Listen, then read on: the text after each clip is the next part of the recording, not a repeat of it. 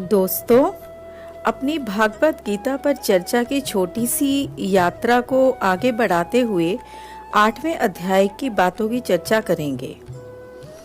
इस अध्याय में श्री कृष्ण अर्जुन के 7 प्रश्नों के उत्तर देते हैं। अर्जुन ने पूछा, ब्रह्म क्या है? आध्यात्म क्या है? कर्म क्या है? अधिभूत क्या है?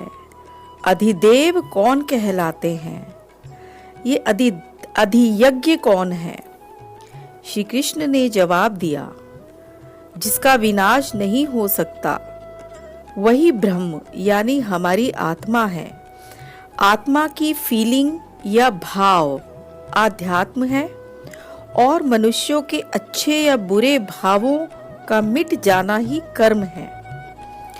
वे ये भी कहते हैं कि मेरी परिवर्तनशील प्रकृति अधिभूत कहलाती है और मेरा विराट रूप जिसमें सूर्य, चंद्रमा आदि सभी देवता स्थित हैं अधिदेव कहलाता है और सभी मनुष्य के हृदय में मेरा अंतर्यामी स्थित रूप अधियज्ञ है। जो मनुष्य मृत्यु के समय मुझे याद करते हुए शरीर छोड़ता है वो मुझे ही प्राप्त करता है। श्री कृष्ण कहते हैं कि अंतिम समय में हम जिस भी भाव को प्राप्त करते हैं वो वही है जिसका हमने जीवन में लगातार स्मरण किया हो, और जो मुझे प्राप्त कर लेता है उसका पुनर्जन्म नहीं होता। काल आते हैं और जाते हैं और ये सिलसिला चलता रहता है। हम सब इसी में फंसे हैं। जो ज्ञान हमको प्राप्त करना है वही सत्य है। योग का अभ्यास करना, अपने कर्मों को निष्काम होकर करते हैं तो हमें इसी भाव को पहचानना है।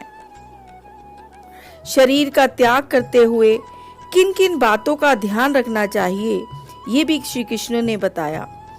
दिन रोशनी, ज्ञान और विद्या का प्रतीक है, इसलिए शुक्ल पक्ष में शरीर त्यागने वाला योगी मुझे प्राप्त करता है। वेद, यज्ञ, तप, दान महाकर्म है, लेकिन जो परमात्मा के तत्व को समझ गया वो वैसे ही परमात्मा से मिल जाता है।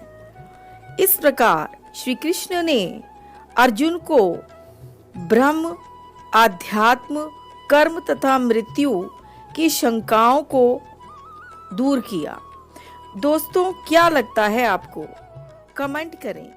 जय श्री राम।